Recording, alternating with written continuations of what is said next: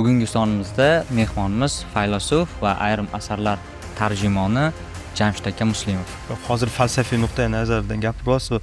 Men juda bir og'ir o'zimga bir yukni olib qo'yibman. Faylasuf bo'lish shunaqa qiyinmi? Lekin faylasuflarsiz matematika rivojlanmasdi. Demak, ular qaysidir bir vaqt mobaynida faylasuf bo'lishi mumkin. O'ziga kerakli narsani olgandan keyin Sovet davlatini o'ylab topgan odamlar marksistlar. Marks kim? Qanday qilib Tramp o'z vaqtida shunchalik qo'llab-quvvatlovga erisha oldi? aksariyat faylasuflar ateist bo'lmagan. O'ldi bu axloq, yo'q u deyapti. Odamlar ko'rko'rona qariyalarga joy beryapti. Nemislar shunaqangi tafakkurda kuchli, texnologiyada kuchli xalqki, yana bir marta bosh ko'tarsa, 3-jahon urushida bo'ladi. Bitta so'z bilan aytganda, falsafa dinni dushmani emas. Lekin shu savolga siz javob bermadingiz. Nimaga birlashish kerak xalq?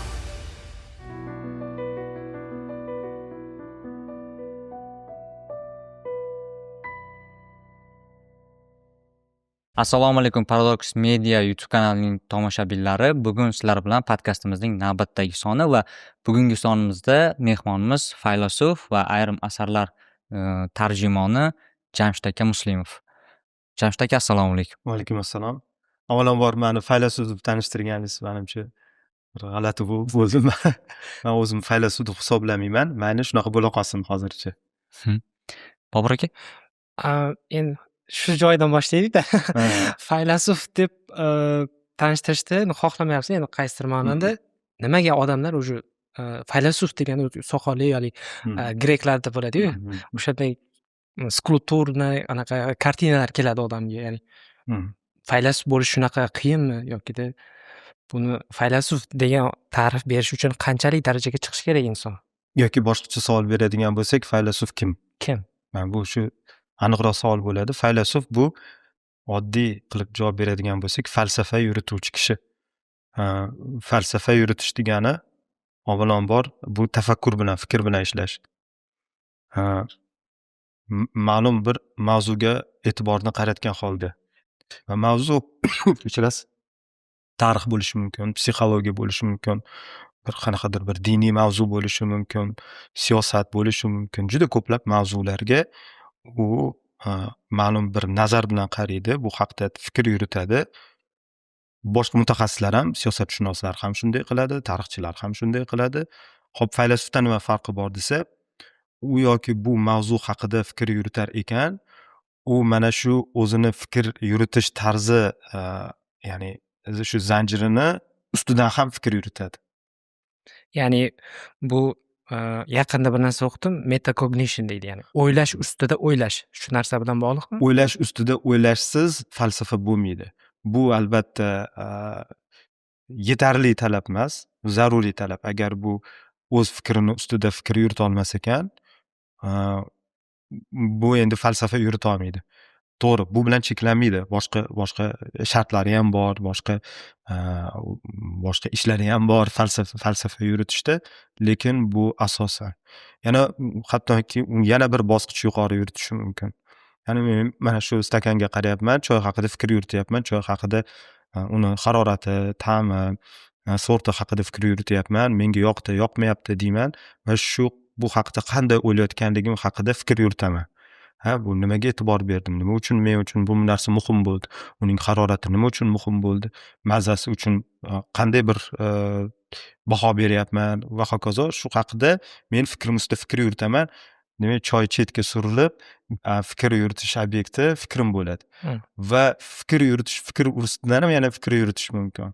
Endi buni zanjirini yana uzoq davom etish mumkin, lekin mana shu ko'p qavatli fikrlay oladigan odamlar uchun fikrlay oladiganlar faylasuf bo'la oladi. Albatta faylasuf bo'lish kafolatlanmagan, lekin mana shunday fikrlashsiz falsafa bo'lmaydi, falsafa yuritish bo'lmaydi. Demak, bundan kelib chiqsak bo'ladiki, hamma ham faylasuf bo'la olmaydi, harakat qilgan taqdirda ham. Bu xohish masalasi. Inson agar xohlasa, falsafa yuritish uni qiziqishiga, o'ziga qiziqsa bu narsaga, u ma'lum ma'noda baribir faylasufligicha qolaveradi. U faylasuf bo'lishi mumkin. Agar u narsada ehtiyoj sezsa va u narsa uning odatiga aylansa, muhim odatiga aylanish. Ya'ni falsafa yuritish nafaqat bir qandaydir bir ko'nikma, fikr yuritish texnika, balkim uning qandaydir bir insoniy tabiati uning ko'nikmasi. Va ertalab turib, qahva ichmasam o'zimga kela olmayman deydi. Misol uchun odatiy odat bo'lib qolgan odamlarga inson u yoki bu masalaga falsafiy qarashsiz men qara olmayman. Hamma masalaga emas, albatta, ma'lum bir masalaga. Uning odatiga aylanib qolish kerak, uning tabiatiga aylansa, u albatta shu faylasuf bo'la oladi. Lekin bu yana bu masalan bu bir hodisa. Bu hodisa ro'y berishi mumkin, ro'y bermasligi mumkin. U shu cho'qqiga emas, shu maqomga kirishi mumkin va bu maqomda qolib ketmasligi mumkin. Shunaqa bir nozik masala. Keling, endi tasavvur qilaylik, shu maqomga erishdi kimdir. Bunday hayotda yashash odamga zavq beradimi yoki unga qaytaga uni azoblaydimi? Faylasufona qaraydigan inson sifatida. Hamma narsaga shu odat, ko'nikma shakllandi. Ya'ni kerakli joyda. Zavq bermasa, u uzoq muddat bu narsada qola olmaydi. Zavq bermasa, undan chiqib ketadi. Bo'ldi. Bu manzilga boshqa qaytmasligi mumkin. U qaysidir ma'noda regress, u yana eski holatiga, falsafiy fikrlay olmaydigan inson holatiga qaytishi juda oson. Kamdan kam inson bundan zavqlanib, maza qilib shu yo'nalishda qoladi. Mana misol keltiradigan bo'lsak, o'zini ma'lum bir maqsadimga erishdim, ana endi men amaliy hayotga o'taman deyishligi mumkin. Siyosiy masalada deylik. O'z vaqtida Lenin deylik, falsafa bilan chuqur kirishgan va o'zining siyosiy faoliyatida krizis, ya'ni inqirozli holat bo'lganda jarayonida, ya'ni o'z partiyadoshlari bilan, o'z g'oyadoshlari bilan kelishmovchilik bo'lganda, u yana falsafaga kirib, yana falsafiy tafakkur yuritib, juda ham kuchli bir tafakkur yuritib va uni o'zimga javob oldim deb, undan chiqib yana inqilobiy faoliyatga, amaliy faoliyatga o'tib ketishi bor bu. Demak, Lenin hech qanaqasiga u faylasuf emas, lekin ma'lum bosqichlarda, ma'lum vaqtlarda falsafiy yurita olgan inson, unda bu qobiliyat bo'lgan. Lekin u faylasuf emas. U faylasuf deb uni tanishmaydi. Uning falsafaga oid hattoki maqolalari bor, kitobi bor. Bu haqiqatan falsafiy o'ziga yarasha bir qandaydir bir qiymatiga ega. Bahsli albatta, uni to'g'ri, noto'g'riligi boshqa masala. Lekin u faylasuf bo'lib qolib ketish mumkin edi qaysidir ma'noda, lekin u o'zining tabiatan u radikal inson bo'lganligi uchun, radikal o'zgarishlar va amaliy o'zini inson deb bilganligi uchun, demak, faylasuf emas, falsafadan chiqib ketgan. Mana shunday narsa, bu holat. Ya'ni inson ma'lum hayotining bosqichidan kirib chiqishi mumkin bu holatdan, bu maqomdan. Eng qizig'i, inson haqiqatdan falsafiy fikr yurita oladi. Ba'zilar falsafiy maqolalar yozadi. Bu alohida mavzu. Falsafiy maqola bilan oddiy maqolaning o'rtasida farq ham bor. Yozadi, kirishadi, odamlarni nazdida faylasuf deb tan oladi va u yoki bu sabablar tufayli undan chiqib ketadi. Endi u faylasuf emas, o'lib qolsa ham faylasuf emas, gaplari ham faylasufona, falsafiy gaplar emas, lekin odamlar uni faylasuf deb yuraveradi. Shunaqa holatlar ham bor. Demak, ular qaysidir bir vaqt mobaynida faylasuf bo'lishi mumkin. O'ziga kerakli narsani olgandan keyin chiqib ketadi. Bu siz erishadi degan so'zni qo'lladingiz-da, bu xuddi toqqa tepasiga chiqib, yana qaytib tushib ketgandek. Shunga o'xshagan narsa. Yana bir qo'shimcha aytish kerak, professional faylasuf degan tushuncha ham bor. Endi bu ko'proq falsafa tarixi va ta'limoti haqida ta'lim dars beruvchi odamlarni ba'zan faylasuf deyshadi. Ularga aytsangiz, "Yo'q, men faylasuf emasman" deydi. Yoki Xurshid Yo'ldoshev o'z vaqtida "Men falsafashunosman" degan. Bu mutaxassislik. Bu aslida bu kamtarinlikning o'zi. Agar inson faylasuf bo'lib turib, "Men faylasuf emasman" desa, falsafashunosman desa, u ta'limotlarni biluvchi. Lekin falsafashunos ham falsafa bilan shug'ullanishi mumkin, lekin falsafashunos ham falsafa bilan shug'ullanmasligi mumkin. Men bilaman shunaqa mutaxassislarni, falsafiy ta'limlarni juda yaxshi biladi, juda yaxshi tushuntirib beradi, ochib beradi. O'zining falsafasi bormi, yo'qmi noma'lum. Yoki bu haqda gapirmaydi, yoki unda yo'q bu narsa. Unga da'vo ham qilmaydi. Shu. Endi amaliy falsafa degan narsa ham chiqib ketgan. Bu yangi trend. U ko'proq biznes sohasida ham asta-sekinlik bilan o'z o'rniga ega bo'lgan.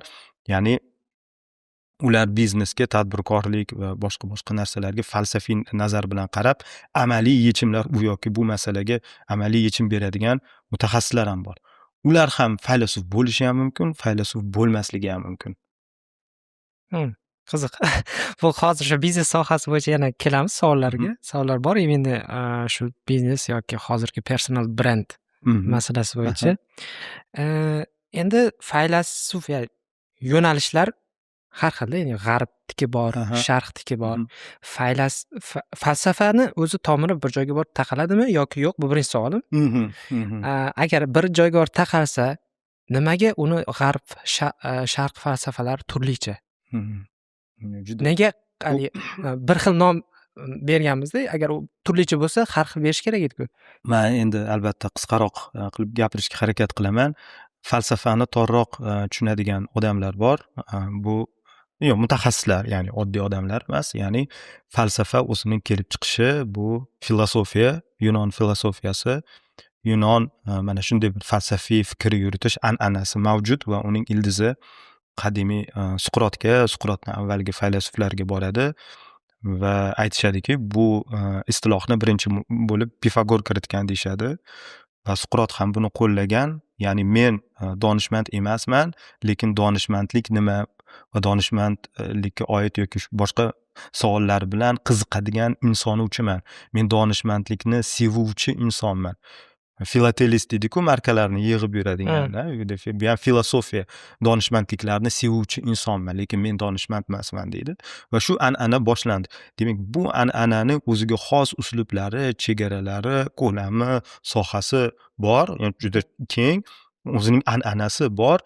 Bu yo'nalishni endi boshqa xalqlarga, ya'ni Hind falsafasi deyish qanchalik to'g'ri? Kechirasiz, Xitoy falsafasi deyish qanchalik to'g'ri? Yoki islom falsafasi deyish qanchalik to'g'ri?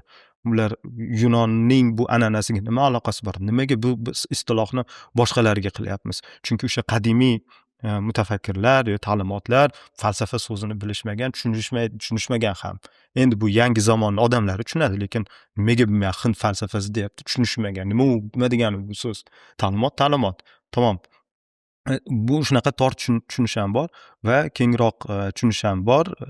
Shu Craig kitobda, men kitob loyihasida tarjima qilingan falsafa kitobida ham u keng oladi bu narsani. Aytadi, shu falsafiy ba'zi bir mavzular borki, bu mavzular barcha ta'limotlar, barcha xalqlarning bu ta'limotlarida u yoki bu shaklida ko'rinadi. Demak, ularni ham falsafa deya olamiz. Bu qanday savollar? Kechirasiz, men kimman? Men nimaman? Men nima qilishim kerak degan va borliqni qanday bilish mumkin, o'zi bilish mumkin emasmi degan savollar barcha shu tamaddundagi rivojlangan, tafakkuri rivojlangan yerlarda, diyorlarda ko'rish mumkin va xoh bu islom diyorlari, xoh qadimiy Xitoy, Hindiston bo'lishi mumkin. Yunonlarni ham albatta bu ularning asosiy mavzulari. Demak, bu istilohni ularga ham qo'llashi mumkin deb hisoblaydi. Mana shunda ikkita qarash bor. Endi ularning bitta o'zagi bormi deganda, ularning o'zagi insonning o'zini tabiati. Tabiatan u yoki bu o'zining hayotiy davrida mana shu savollar bilan to'qnashadi. Men kimman? Men nima qilishim kerak? Nima qilsam to'g'ri deb hisoblanadi?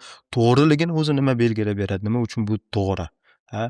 Yoki bu olamni qanaqa bilishim kerak, qanday tasavvur qilishim kerak degan savollar bilan baribir to'qnashadi va agar u yoki bu mana shu savollar bilan to'qnashganda izchil fikrlab, qandaydir bir nazariyaga, ta'limotga, fikrga qarashni shakllantira olsa va shuni shakllantirganda qanday shakllantirilgani haqida fikr yurita olsa, u asta sekin bu falsafiy bir ta'limotga aylana boshlanadi. Falsafiy tizim shakllanishi mumkin bo'ladi. Shu insonning tabiatda uning asosiy manbai. Demak, shu talablardan kelib chiqib, shu tarmoqlanish bo'lgan, o'sha hozir aytdingiz-ku, islomiy falsafa. Ya'ni hammada bo'lgan u islom, xudo bormi? Qaysidir ma'noda bir ta'limoti bo'lmagan insonda baribir yuzaga keladigan bir savollar. Shu talabdan kelib chiqib, shu islomiy falsafa shakllangan, ya'ni islomiy doiradan kelib chiqib javob beradigan ta'limot desak bo'ladimi? Nimani? Islomiy falsafa. Islom Yo'q, falsafasi. unchalik emas. Islomiy doiradan balkim to'g'ri ta'rif bergandirsiz, balkim tushunmagandirman. Men hozir o'zim tushunganimni aytib ko'raman. Falasifa degan bir istiloh bor. O'zi falsafaning arabchasi falasifa deyiladi. Ular uni torroq mazmunda oladigan bo'lsak, albatta. Torroq mazmunda oladigan bo'lsak, ular Aristotellik kitoblarini, Platonni, boshqa va ulardan keyingi kelgan shogirdlarini kitoblarini o'qib, mana shu fikrlash tarzi haqida ekanligini ular tushunib, ular yanada chuqurlashtirib, kengaytirib, rivojlantirishgan. Shunchaki tarjima bilan cheklanishmagan. Kezi kelsa o'sha Yunonlarni ham falsafiy yo'l bilan, qadimiy Yunon faylasuflarining uslubi bilan ham tanqid ham qilishgan. Mantiq ilmini shu rivojlantirishgan, kengaytirishgan va chuqurlashtirishgan. Lekin ildizi baribir Aristotel bo'lib qolaveradi. Musulmon bo'lgan odamlar, demak, Aristotelning falsafiy, faqat Aristotel emas, albatta, Suqrotdan keyingi kelgan asosiy Platon bilan Aristotel o'zi o'shalardan kelgan uslubiyatni tafakkurga olib, ya'ni uni o'zlashtirib, fikr yuritgan odamlar, bular falasifa odamlari hisoblanadi, mutafakkirlar hisoblanadi. Bular Farabiy, Ibn Sino, boshqa Ibn Rushd va ko'plar, ular ko'p bo'lgan. Ana endi ular bilan farqli o'laroq ularning uslubini tanqid qilgan mutafakkirlar ham bo'lgan. G'azoliy, yana boshqa bir katta bir ulamolar, olimlarni, shu mutafakkirlarni ismlarini hozir keltirish mumkin, lekin ularni ham kitoblarini o'qisak, falsafaga qarshi, ular aynan falsafaga qarshi gapirishadi, lekin falasifaning aynan ilohiy mavzulariga kelgan joyda o'sha yerda bahs bo'ladi ko'proq. Va shu bahs bo'lganda ham ular qandaydir bir tafakkuriy fikr yuritish izchillikni saqlagan holda argumentlar keltirishganligini ko'rish mumkin. Yana haligi Kreykni keng falsafani ta'rifini kengroq olganda, ular ham falsafa bilan shug'ullanyapti deyiladi o'shanda. Ular aytishlari mumkin, biz falsafa qilmayapmiz deyishi mumkin. Lekin Kreyg nazarda tutgan kengroq ma'nodagi shu men kimman, qanday bilaman, nimani bilishim mumkin, qanday desa to'g'ri bo'ladi, to'g'rilikning mezonlari nima degan temada, mavzuda gapirishyaptimi? Falasuflarni tanqid qilgan holda qilishyaptimi? Ular demak baribir shu falsafani ichiga kirdi hisoblanadi. Va hattoki falsafani ichida ham, ya'ni falsafani tanqid qilgan odamlar bor, mana olimlar bor, lekin falsafani ichida ham uni falsafani tanqid qilgan faylasuflar ham bor, ichida turib, o'zini ichida turib. Lekin o'sha ham falsafa emas bo'lmay qoladi. Emas. Tushunyapsizmi? U ham falsafa. Kengroq ma'noda oladigan, torroq ma'nosini tushuntirdim. Shu Yunon an'anasi va islomiy faylasuflar deganda falasifa bilan shug'ullanuvchilar. Lekin yana kengroq tafakkur haqida, tafakkur qoidalari, izchil fikrlash haqida, ya'ni borliq haqida, borliqni tushunish, anglash haqida gaplar ketyaptimi? Bu falsafaning mavzusi bo'lganligi uchun bular ham falsafiy mavzular, falsafiy ta'limotlar yoki falsafiy qarashlar hisoblanadi. Chunki bular falsafaning obyektlari, asosiy o'rganish ustida ishlash obyektlari. Deb o'sha falsafa javob berish, ya'ni markazida bo'lgan savollarga bular ham javob beryapti. Ular ham javob beryaptimi? Bo'ldi. Demak, ular ham falsafa bilan shug'ullanayotgan bo'ladi. Ular ilohiy bir qanday kitoblarga suyangan taqdirda ham ular ilohiy kitoblarni talqin qilishadi, tafsir qilishadi, aqliy tushuntirib berishadi, argumentlarni keltirishadi. Demak, bular ham qaysidir ma'noda falsafa bilan shug'ullanayotganlar desa bo'ladi. O'sha Kreygning nuqtai nazaridan qaraydigan bo'lsak. Ya'ni bu falsafa aniq bir joyga olib boradigan narsa emas, ya'ni bu uslub, yo'l. Bu o'ziga xos yondashuv va lekin yondashuvlar desa ham bo'ladi. Umuman bir-biriga o'xshamagan yondashuvlar. Umuman falsafa bilan shug'ullanmaydigan bir ta'limotlar ham bo'lishi mumkin. Albatta, falsafa deb bo'lmaydi, mutlaqo deb bo'lmaydi. Qachonki ular faqat shu deylik matnni anglamasdan, tushuntirmasdan qaytaraversa, tushunarli, uni talqin qilmasa, uni ya'ni voqelikka bog'lamasa.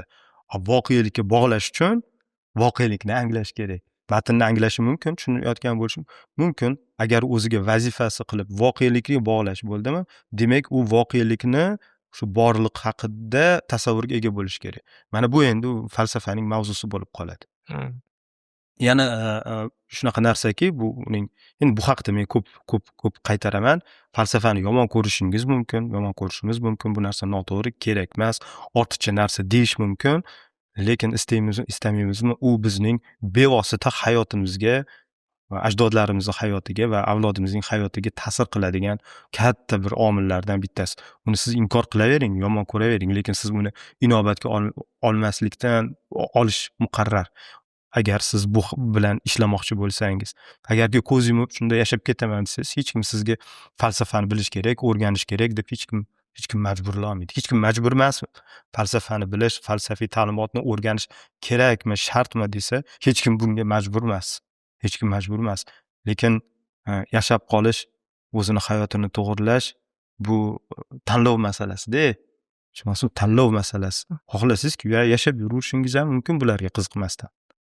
Yashab qolish, ya'ni o'zgartirish deyapsiz-ku. Ya'ni falsafa shu darajada kuchli. Endi men shunday ta'rif qabul qilyapman. Falsafa shu darajada kuchliki, yashab qolish va hayot tarzini o'zgartirishga bevosita ta'sir o'tkaza olgani uchun ham shunday kuchli. Buni istasangiz men buni asosli misol bilan asoslab berishim mumkin. Yaqin o'tmish bilan hozirgi zamon. Juda ham oddiy. Biz O'zbekiston hozirgi vaziyat, holat post-sovet davri hisoblanadi. Sovet davlatini o'ylab topgan odamlar marksistlar. Marks kim? Kim Marks? Ayting, kim? Marksistlar Marks kim? Karl Marks kim? Faylasuf bo'ldi. Faylasuf, uning falsafasi marksizm, bu falsafiy ta'limot. U qabul qilish mumkin, qabul qilmasligi mumkin. To'g'ri deyish mumkin, noto'g'ri deyish mumkin. Falsafa degani to'g'ri degani emas. Tushunasiz-a? Darrov biz hozir falsafa haqida gapirib, umuman qilib gapiryapman. Falsafiy ichida juda ko'plab ta'limotlar borki, ularni qabul qilish mumkin, inkor qilish mumkin, ularni tanqid qilish mumkin, ularni ba'zi joylarini to'g'ri deyish mumkin va hokazo. Gap u haqida emas, lekin ta'siri bo'ldimi, ta'siri bormi? Butun hamma butun jahonni ag'dar-to'ntar qilib o'zgartirib yubordi-ku. Marksning ustozi kim? Marks qanday falsafa maktabiga kiradi? Nemis klassik falsafasidan kelib chiqqan. Shu Gegel izdoshlaridan yosh Gegelchi hisoblangan odam. Gegel kim? Juda katta falsafiy tizimni qoldirgan, nihoyatda katta murakkab bir falsafiy tizimni qoldirgan. Hattoki Ikkinchi jahon urushi bo'lganda Karl Popper degan faylasuf Gegelning ikkita shogird urushyapti deydi. Fashistlar haligi ular ham Gegelning falsafasidan ta'sirlangan odamlar bo'lsa, marksist bolsheviklar ham Marks orqali ular hamma Gegelning maktabidan chiqqan odamlar. Tushunyapsizmi, qanchalik ta'siri bor? Bu endi yaqin o'tmish, hozirgi zamon. Hozirgi zamonda mana hozir hamma yoq yonyapti. Trump mavzusi, Epstein kitoblar narsa, shu g'oyalari, MAGA g'oyasi, qanday qilib Trump o'z vaqtida shunchalik qo'llab-quvvatlovga erisha oldi, shunchalik izdoshlar orttira oldi. Nafaqat oddiy odamlar, to'g'ri, populizm bor, oddiy odamlar ish joyi bo'lsin deydi, boshqa bo'lsin deydi. Yo, intellektuallar orasidan qanday qilib qo'llab-quvvatlovga erishdi degan savol. Endi gap faqat Trampda emas, balkim Trampning atrofida ma'lum bir yig'ilgan bir elita deymizmi, bir qatlam haqida gap boryapti. Bu qatlam juda qisqa muddatda siyosiy iqtidorga ega bo'la oldi. Albatta, siyosiy iqtidorga ega bo'lish uchun ko'proq kechirasizlar, ko'proq moddiy, moliyaviy qo'llab-quvvatlovga ega bo'lish kerak. Kimlardir juda katta pullar ajratdi. Kimlar ular? O'sha Silikon vodiysidagi, Kremniy vodiysidagi milliarderlar, texnokratlar. Nimaga bular aynan bu siyosatchilarga qarayapti? Uni ildizini qarasangiz, ma'lum bir shakllangan siyosiy tafakkur ularni birlashtirayotganini ko'rish mumkin. Vance bilan Rubio mutlaqo bir-biriga o'xshagan odamlar. Trump umuman falsafani, hamdan uzoq bo'lgan inson. Lekin ya'ni ularni moliyalashtirayotgan, ularni qo'llab-quvvatlayotgan odamlar ma'lum bir yangi shakllangan falsafiy o'ziga xos ta'limotni izdoshlari ular. ularni bu yo'nalishni nomi ham bor. Bu qorong'u ma'rifat deydi. Ya'ni prosvещение, enlightenment bu nur degan so'zi, qorong'uning aksi. Nur degan so'zi bor-da, o'zini lekin ular dark deydi, qorong'u deydi. Ya'ni anti liberalizmga qarshi, go'yoki yangi konservatizm, nima to'g'riligini biz bilamiz degandek. har bir ta'limot, siyosiy ta'limot o'zi shunaqa deydi. Nima to'g'riligini biz bilamiz deydi. Ular bu narsada unikal emas. Lekin o'ziga xos bu haqda bir maqola ham yozgan edim. O'sha Peter Thiel va hokazo, Curtis, boshqalar shu maktab, u maktabga ta'sir o'tkazganlardan bir ikkitasi, biri fransuz xos, Gerard, esimda yo'q, ikkinchisi Strauss, Karl Strauss, bir o'ziga xos murakkab faylasuf. Uni bitta yo'nalishga solib, u mana shunday deydi deb qandaydir bir qolipga solish qiyin bo'lgan faylasuflardan biri, lekin u ta'sir qilgan. Va bu falsafiy yo'nalishning ta'siri Respublikan partiyaga ko'p o'tkazib kelgan. Hattoki shu Bush davrida, ikkinchi Bushni davrida Iroq bilan urushga ham o'shalarning ta'siri bor deydi. Chunki odamlarga o'zining siyosiy maqsadda foydalanish uchun yolg'on gapirish mumkin emas, yolg'on gapirish kerak degan falsafiy bir asoslangan shunaqa bir gap bo'lgan. Bu Straussga olishadi. Straussdan chiqarishadi bu narsani, bunday xulosani. Men hozir aynan shu narsani nazarda tutgan, shunday qilish kerak deb hisoblardi u odam, deb hisoblangan deya olmayman. Lekin Straussianlar deydi bu yo'nalishda. Uni ketidan mana shu yana texnokratlar, ya'ni Kremniy vodiysi shu buni urchagan bunday qarash, ularni qarashi umuman demokratizmdan juda uzoq. Hattoki Curtis aytadiki, biz Amerika monarxiyaga qaytish kerak. Nima bu demokratiya? Asos solgan ota, tasavvur qilyapsizmi? Asos solgan otalarning g'oyasiga to'g'ridan to'g'ri teskari gapni gapiryapti. Agar bu odam musulmon odam aytganda, bilamiz nima bo'lardi. Yo'q, bu shunaqa bir mutafakkir maqolalar yozgan. Mana deydi, bu noto'g'ri-ku, bu bizning qadriyatlarimizga to'g'ri kelmaydi-ku desa, qara deydi, Birlashgan Arab Amirligi demokratiya yo'q, qanaqa rivojlanib ketdi. Oddiy odamlar bundan foyda ko'ryapti-ku deydi. Yoki Angliyani deydi, eng chiroyli binolari demokratiya gurkirab yashaganda qurilganmi yoki monarxiya avjida bo'lgan paytda qurilganmi? Shunaqa argumentlar berishadi. Lekin ularning maqolalarini o'qisangiz, ular falsafiy asoslashga urinayotganini ko'rish mumkin. Hozir men to'g'ri uzoq gapirib yubordim, misol keltirish uchun kerak edi bu narsa. Haqiqiy jiddiy falsafa mutaxassislari albatta bu demagogiya, bu hammasi yomon populizm deb ta'riflashadi. Buni haqiqiy falsafa deb bo'lmaydi deyshadi. Nima uchun deb bo'lmaydi? Nima qanaqa mezon bor? Uni siz falsafa demasligingizga deyish mumkin.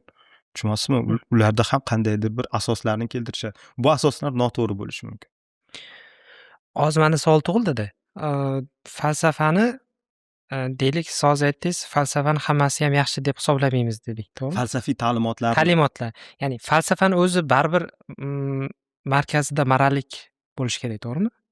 Falsafani o'zini. Yo'q, nimaga? Ya'ni uni uni ta'limotini ishlab chiqayotganlar endi u qanday maqsadda ishlatilishini biz bilmaymiz. Xo'p. Shunday qarasak agar. To'g'ri. Lekin sof falsafani o'zini maqsadida morallik yotish kerak emasmi? Hop, mana Nitsheni faylasuf deb bilamiz, u o'zini immoralist deydi-ku. Moraldan, axloqdan tashqari falsafa.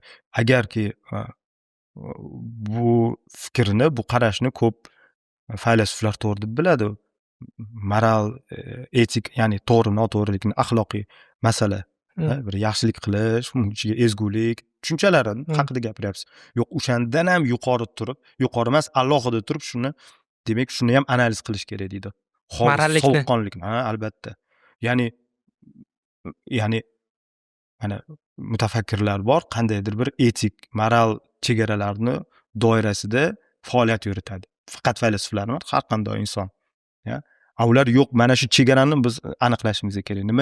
Nima uchun qariyaga avtobusda joy berish kerak? Bu yaxshilik deymiz, bu to'g'ri. Nima uchun to'g'ri? Tushuntirib ber. Menga tushuntirib ber.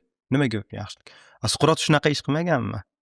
Nima yaxshilik, nima degani desa, dushmanlikka yomonlik, do'stlarga yaxshilik deb javob bergan. Nima uchun deb so'rab, o'sha demak odatiy o'sha paytdagi Yunon uchun o'z-o'zidan ayon yaxshilik nima, yomonlik nima bo'lib turgan narsani savol ostiga Suqrot oldi. Faylasufni ham ishi shu-da. Yani Nietzsche, Schopenhauer, boshqa faylasuflar ko'pi shunaqa qilishgan. Ular moral etika masalasi kirishganda undan chiqib turib, tashqaridan turib tahlil qilishga, shu bilan ishlashga harakat qilishgan. Ya'ni maqsad shu moralligini isbotlash. Chunki agar isbotlanmasa Maqsad har xil bo'lishi mumkin. maqsad demaylik. Ya'ni agar shuni isbotini topilsa, kelajakda boshqa nimanidir moral deb kiritib ketmaslik uchun qilingan bu narsa. Ya'ni qariyaga joy berish morallik jihatdan to'g'ri deb hisoblaylik. Ya'ni hamma ya'ni sababini keltira olmasa ham to'g'ri deb biladi. Shuni bizdan isbotini so'rayapti falsafada. Nima uchun yaxshi deydi? Faylasuf so'rash mumkin. Hammasi ham so'ramaydi. Endi faylasuf so'rayapti shu narsani. Buni sababi shundaki, kelajakda nima uchun yoshlarga joy bermasligimiz kerak degan. Shu joyga tushman. Hozir tushuntirib beraman. Faylasufning maqsadlari ko'p bo'lishi mumkin. Birinchidan asosiy maqsadi falsafa yuritishdan maqsad falsafa yuritish bo'lishi ham mumkin. Jarayon o'zi qiziq. Tushunyapsizmi? Shuni muolaja qilib ichini ochib, haligi bir qurvaqani ochib ichida nima ekan deb ko'rish. Shunaqa tadqiqot qiziqishi ham bo'lishi mumkin. Ikkinchisi maqsadlar ko'p. O'sha maqsadlardan biri qanday qilish kerakki, qanday yo'l topish kerakki, qanday tizim qurish kerakki, inson baxtli bo'lsin. Inson baxtli bo'lsin yoki boshqa faylasuf qanday jamiyat baxtli bo'lsin deydi. Shunaqa maqsadni ko'zda tutish mumkin. Yoki mana Nietzschega o'xshab, u nima uchun axloq mavzusini muolaja qiladi, ya'ni ochadi.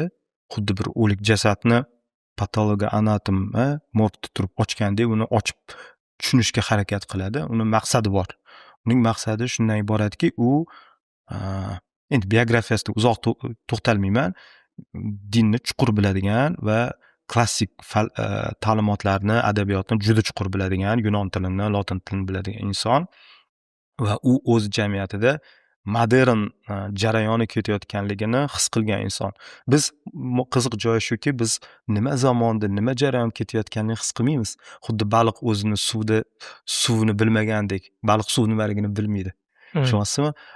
Faylasuf biladi u tarixning qaysi jarayonda turganligini, u o'tmish bilan hozirgi vaqtning keskin farqlanib qolganligini faylasuf his qiladi. Nietzsche his qilgan, u shubhasiz his qilgan. U ko'rdiki, eski an'anaviy yondashuvlar, tushunchalar, mohiyat, qadriyatlar, ya'ni prizma qarash, perspektiva, bular hammasi o'ldi. Xudo o'ldi deb shuni nazarda tutgan. Ya'ni u Xudoni emas, Xudo deb insonlar haqiqiy qadriyat deb chin dilidan, qalbidan, ya'ni boshqacha bo'lish mumkin emas deb o'ylaydigan odamlar bu Nietzschening zamoniga kelib, modern, ya'ni zamonaviylik hozirgi zamonga kirib kelib, bu mohiyat o'ldi deydi. Uni odamlar o'ldirdi. Aytadiku, Xudoni biz o'ldirdik, kim o'ldirdi? Bu jinoyat sodir bo'ldi deb yuradi. Shuni asarlardan birida shunaqa yozadi. Odamlar o'ldirdi, voz kechdi. Ya'ni poydevor yo'q. To'g'ri, cherkovlar bor, Xudoga sig'inadigan odamlar bor va boshqa odamlar hammasi ular bor, ya'ni atributlar qoldi. Shakl qoldi. Mohiyat yo'q. Hech kim salb urushi qilmayapti. To'g'rimi? Kim shu cherkov hukmron emas. Din ustidan kuladigan toifalar, odamlar ko'payyapti. Bu normal bo'lib qoldi g'arbda. 19-asr oxiri 20-asrga kirib boraverishdi. Va tushundiki, bu o'ldimi? Demak, o'rniga yangi qadriyatni hosil qilish kerak yoki eskisini tiklash kerak. Bu imkonsiz deydi.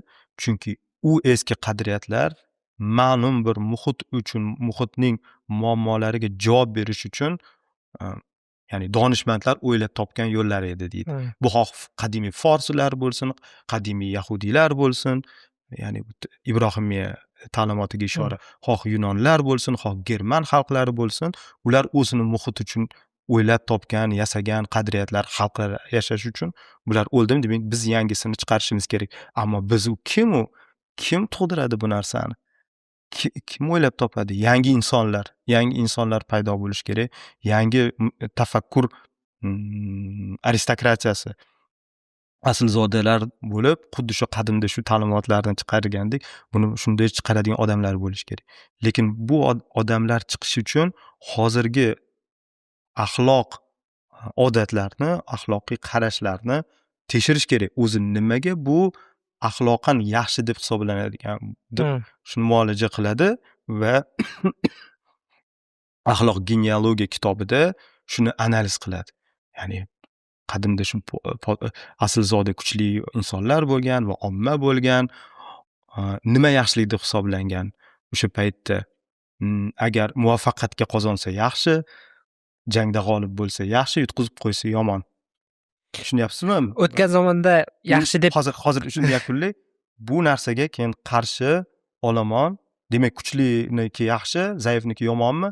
Keyin zaif odamlar o'rtadagi qohinlarning yordamida, ya'ni dindor qatlam emas, din nomidan gapiradigan odamlar yordamida aslida bu zodagonlarning yaxshi deyotgan narsasi yomon, yaxshi yomon deyotgan narsasi yaxshi. Sizlar yaxshi aslida sizlar zaiflar yaxshisizlar deb, ya'ni olomonning axloqi paydo bo'ldi. Olomonning axloqi paydo bo'lib, bu keyin haligi kuchli zodagonlarni o'zining ta'sirini ostiga oldi. Endi men juda jo'nlashtiradigan bo'lsak, biz uning Nitsheni nazarida biz qariyaga joy beramiz, chunki u zaif odam. Zaif odamga yordam berish kerak. Bu axloq qayerdan kelyapti? Zaif odamlar o'ylab topgan axloqidan kelyapti deydi. Zanjirni ko'ryapsizmi? Demak, nima maqsadda buni ochyapti, yo'yapti? Yangi avlod, yangi odamlar paydo bo'lib, bu odamlar yangi axloqini, yangi qadriyatlarni ijod qilib chiqarish kerak degan maqsadda. Bu uzun shunaqa javob beryapman. Nima maqsadda faylasuf fikr yuritadi deganingizda, motivlari nima deganingizda misol tariqasida sizga keltirdim. Tushunarli. Ya'ni bo'lganu o'tgan davrda axloqan to'g'ri deb hisoblangan narsa hozir to'g'ri emas deb qaralishi shunaqa bor. Shuning uchun biz ya'ni axloqni ko'rishimiz kerak, ya'ni ichini ochishimiz kerak. Maqsad shu bo'lganda Nitsheda. Ya'ni axloqan proof bo'lgan taqdirdagina u kelajakda yashab qola oladi, bu axloqan to'g'ri deb qaralgan narsa. Shunday deb qarasak bo'ladimi? Endi siz Nitsheni nuqtai nazaridan gapirayotgan bo'lsangiz, endi bu haqda so'rayotgan bo'lsangiz, bu o'ldi bu axloq, yo'q u deyapti. Odamlar ko'rko'rona qariyalarga joy beryapti deydi. Tushunasizmi? Tushunmasa ham. Tushunmaydi. Bu o'zi aslida uning mohiyati boshqa narsa edi. Bu mohiyatidan o'ldi. Zaiflikka borib taqalishini, endi zaiflarning axloqi rivojlanib, u birdaniga bir paydo bo'lib qolmagan. U rivojlanib, shakllanib, ya'ni keng hukmron bo'lib, undan nima paydo bo'ldi? Liberalizm paydo bo'ldi deydi. So'lchilarning qarashlari, millatchilik, ya'ni o'ng tarafga ham, so'l tarafga ham hujum qiladi birdek. Nitshe shu millatchilik degan narsa paydo bo'ldi. Deyapti, tushunyapsizmi? Bu aynan zaif olomonning axloqidan kelib chiqadigan narsa. Bu aslida nimaga qarshi yoki yashab keturishi mumkin-ku? Yo'q, bu faqat tubanlikka qarab yo'l. Agar biz tubanlikka emas, ya'ni biz oliylikka intiladigan, komillikka intiladigan bo'lsak, buni yondashuvni boshqatdan ko'rib chiqib, aslida nimaligini ko'rsak, undan voz kechishimiz oson bo'ladi deydi. Biz hozirgi jamiyat deydi, endi albatta Yevropa jamiyati haqida gapiryapti-ku, lekin uni hozirgi zamonga jamiyatlarga ham qilsa bo'ladi, chunki biz modern va postmodern zamonidamiz. Bu axloqni anglamasdan o'zimizcha ko'tarib yuribmiz. Bu xuddi o'lik odamni ko'mish o'rniga ustimizda ko'tarib yurgan Zardosh tavlasi. Aynan. Menda bir ikkita oddiyroq savollarim bor edi. Xo'p, umuman bizda tarixga nisbatan juda ham pozitiv qarash kuchli. Amir Temur, Alisher Navoiy, Ibn Sino hammasini biz faqat o'ta ijobiy qahramon sifatida ko'ramiz. O'zi umuman falsafiy nuqtai nazardan bu qanaqadir ma'lum bir millatni birlashtiradigan mif desak bo'ladimi yoki rivoyatga o'xshash narsami? Bu haqiqatan millatni birlashtirishga xizmat qiladimi aslida? Hozir falsafiy nuqtai nazardan gapiryapsiz, men juda bir og'ir o'zimga bir yukni olib qo'yibman. Hozirgi suhbatimizda falsafa nomidan gapirishdi. O'zi umuman falsafa nuqtai nazaridan olmaganda, umuman shu g'oyani o'zi shunaqa yetkazish hozirgi odamlarga. O'sha Nitsheni, ya'ni metodini, uslubini, Nitsheni endi uslubini qo'llash, faylasuflarning uslubini qo'llashga qiziqaman-da man. Shuning uchun man faylasuf emasman-da. Uni yondashuvini, perspektivasini, uni nazaridan qaraydigan bo'lsak, bu aynan zaiflikning alomati. O'ziga ishongan xalq, o'ziga ishongan xalq, o'ziga ishongan inson, keling xalqni qo'yib turaylik. O'ziga ishongan inson o'zining o'tmishdagi xatoni ham gapiraveradi, bir xil gapiradi. Shunaqa Kuchli nemislar inson musulmon. o'zining xatolarini ham gapiradi, muvaffaqiyatligini ham gapiradi. U hech kimga hech narsani isbotlash kerak emas. Ochiq gapirib, ochiq muloqot qila oladi.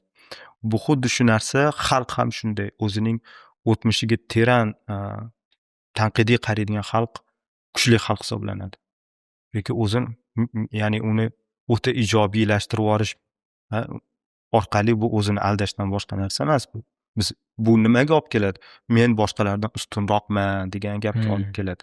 Shuning uchun imkon qadar mana yo'llari ko'p perspektivani o'zgartirish. Tarixchining perspektivasi, tarixchi bu xuddi tergovchiga o'xshab, kim haq, kim nohaqqa qaramaydi. Kim nima qildi, nima dedi, qaysi sharoitda nima bo'ldi, to'g'rimi? Yoki sudya, hakam. Kim chiroyli, kim xunukka qaramaydi.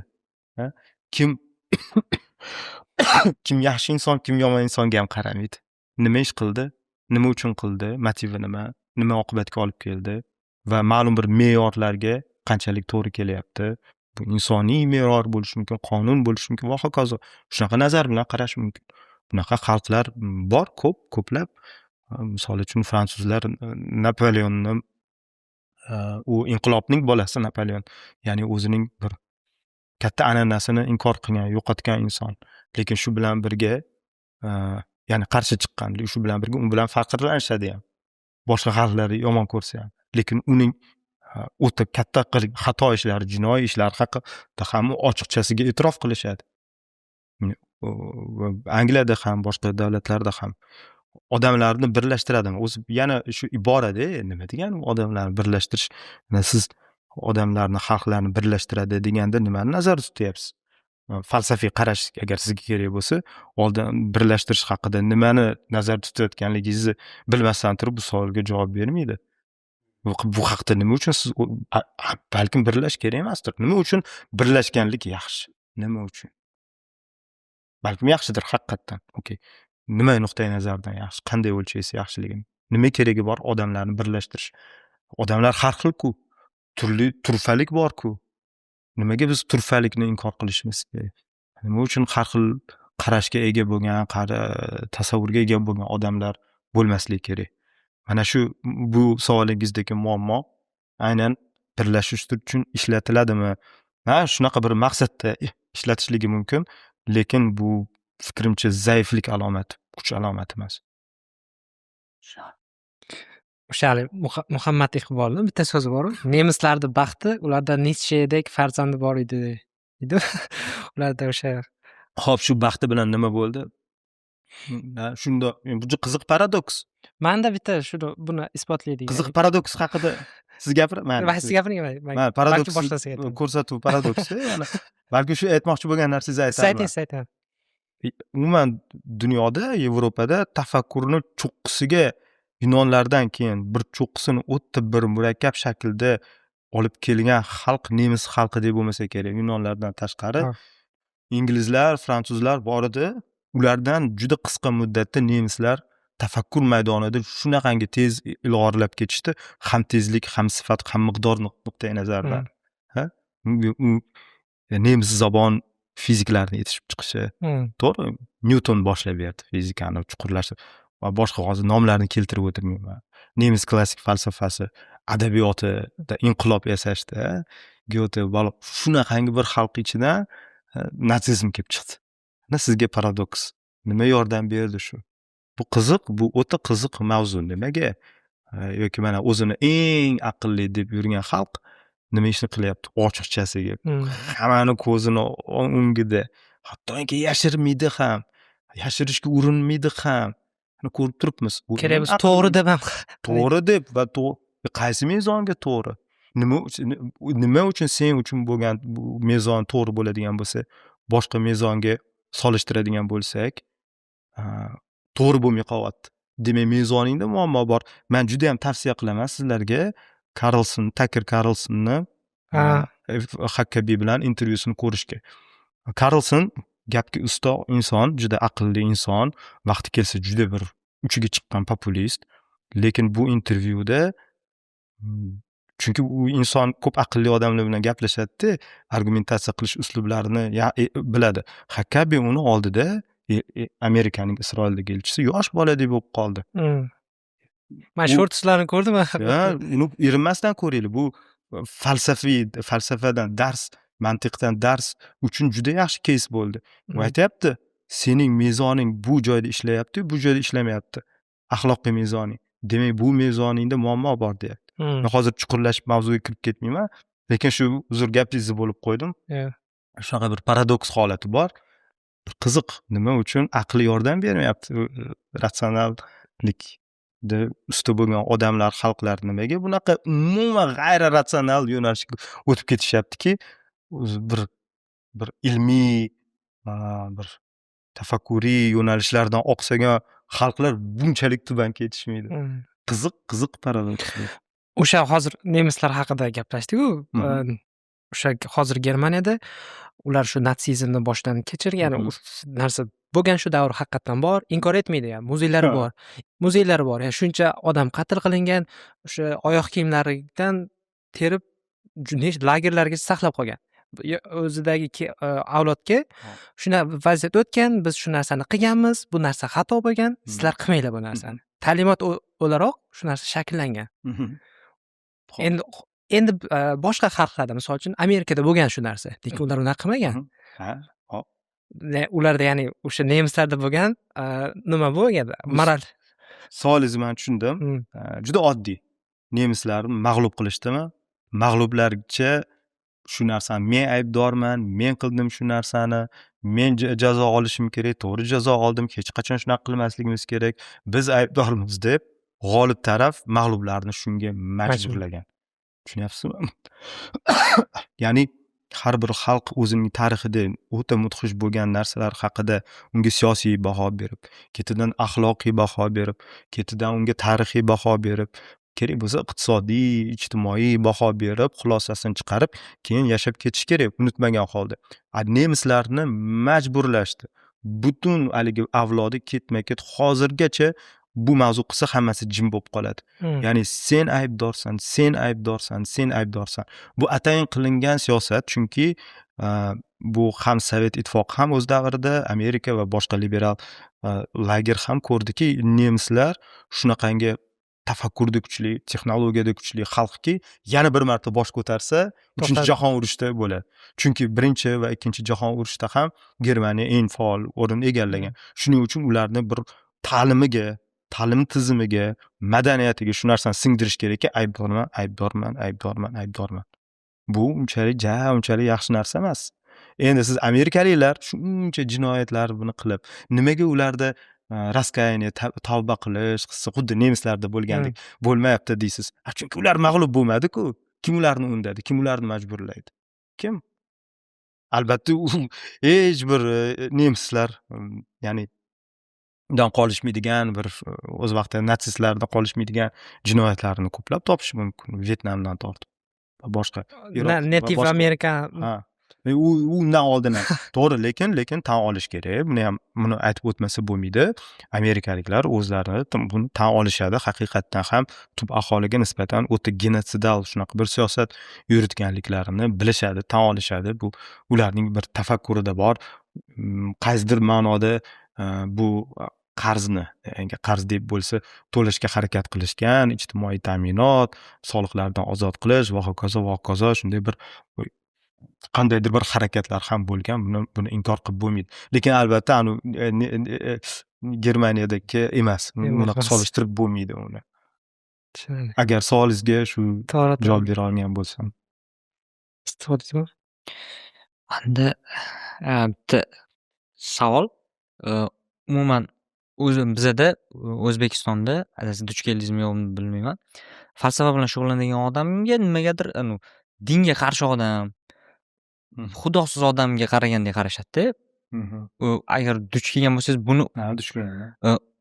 muammoni sababi nimada? Bu odamlar umuman falsafaga uzoqligidami, yaqinmasligidami yoki buni qarashlarga Qarang. tayyor bo'lish kerakmi hali? Yo'q, buni tushuntirish mumkin. Kechirasizlar. Misol. Bu oddiy tushuniladigan narsa, chunki birinchidan diniy ulamolar, klassik diniy ulamolar, G'azoliy, Ibn Taymiya, boshqalar falsafani juda qattiq tanqid qilishgan. Ba'zilari adashgan deyishsa, ba'zilari shunchaki zalolatda, bid'at deyishsa, ba'zilari kufr deyishgan. Bunaqa bo'lgan bu baholar. Va bu baholar falsafaning bir kichkina emas, bir alohida bir doirasiga nisbatan bo'lgan yo'nalish, falsafa yo'nalishiga bo'lgan. Falsafa esa bundan ancha kengroq. Falsafa bilan falasifa cheklanmaydi. Tushunyapsizmi? Falasifa bir tor yo'nalish va bu diniy ulamolarning tanqidi, e'tibor bersangiz, falsafaning boshqa mavzusiga emas, ilohiyot mavzusiga qarata bo'lgan. Ilohiyot mavzusiga nisbatan bo'lgan. Falsafaning mavzulari bu ko'p.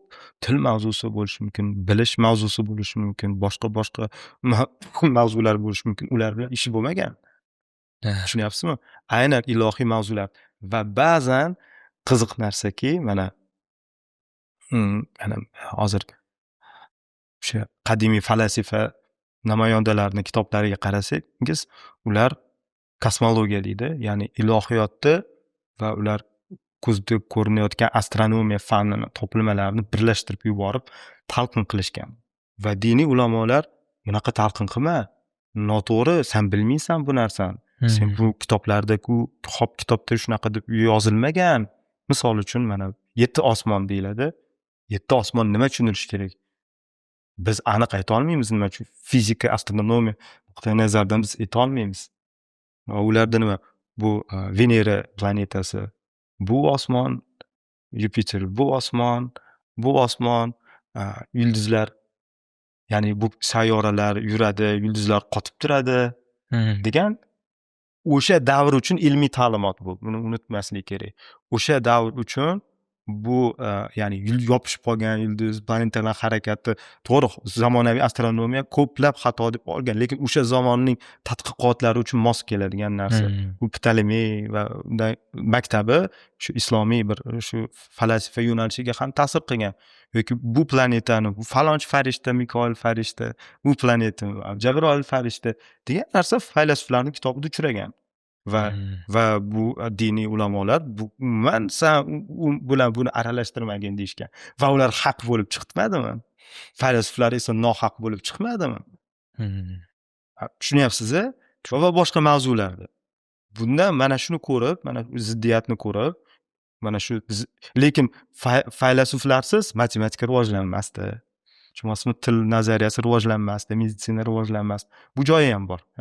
Lekin bunga e'tiroz bunga qaratilmaganda. Asosiy e'tiroz shu ilohiy mavzularda. Chunki ilohiy mavzular insonning tafakkuridan tashqari bo'lgan narsa, faqat ilohiy matnga tayanish kerak deydi. Xo'p. Ana endi ba'zi masalalarda o'sha falsafaga qaratilgan tanqidlar haq, to'g'ri bo'lib chiqqanligini biz ko'rishimiz mumkin. Mana shu ziddiyat sababli falsafa so'zini eshitdim, bo'ldi. Butun falsafa hammasi xato ekan deyveradi. Falsafa kerak emas ekan deyveradi. Lekin e'tibor bersangiz, falsafiy ta'limotlarning ichida ko'plab ta'limotlar borki, haqiqatdan buzg'unchi ta'limot ular. Aslida buzg'unchi yoki u to'g'ri emas, qandaydir bir mavhum ta'limot bo'lishi mumkin, lekin undan kelib chiqadigan harakatlar, siyosiy ideologiyalar, mafkuralar buzg'unchi bo'lishi mumkin. Buni biz inkor qila olmaymiz. Bu to'g'ri tanqid aslida. To'g'ri yondashuv. Lekin bu degani bularni o'rganish kerak emas, ularning ta'sirini o'rganish kerak emas degani emas-ku. Destruktiv tomoni. Hozir mana qorong'u ma'rifat. Buni tushunish kerak, bilishimiz. Agar biz buni bilsak, shu Trump maga ertaga bu Trump ertaga Rubio bo'lar, balkimi? Ular siyosat mana shu paradigmada ular siyosat yuritishadi. Buni qanaqasiga o'rganmaslik kerak, tushunmaslik. Uni o'rganish uchun, tushunish uchun yana uni Strauss tushunish kerak. Straussni tushunish uchun Gegelni tushunish kerak. Nietzscheni tushunish kerak bo'lib qoladi. Ko'ryapsizmi? Qachon bilish uchun ham. Va men hozir endi buzg'unchi yo'nal ta'limotlarini aytdim. Buzg'unchi bo'lmagan ta'limotlar ham bor. misol lingvistik ta'limotlar bor, misol tilning shakllanishi haqida falsafiy qarashlar va boshqa matematika aniq fanlarni yo'nalishini belgilab bergan falsafiy ta'limotlar bor. Ularni tushunmasdan turib fundamental aniq fanlarni o'zlashtirib, anglab, to'g'ri tushunib bo'lmaydi bularni. Yana biz aylanib kelib mana shu mavzuga qaytyapmiz. Nima uchun shunday? Sababini men sizga tushuntirdim nimaga ziddiyat asosida. Lekin bu yoq tomonni, bu yoq risklari, imkoniyatlari, nima uchun o'rganish kerak, tushunish kerak bo'lgan haqida tasavvurga u odamlar ega emas va bilishmaydi. Hech kim bu haqida gapirmagan. Men hozir gapirayotgan gapimni boshqa podkastlardan eshitasizlar. Shu savollarni berasizlarmi boshqalarga? Yo'q, bu qayerdan bilsin?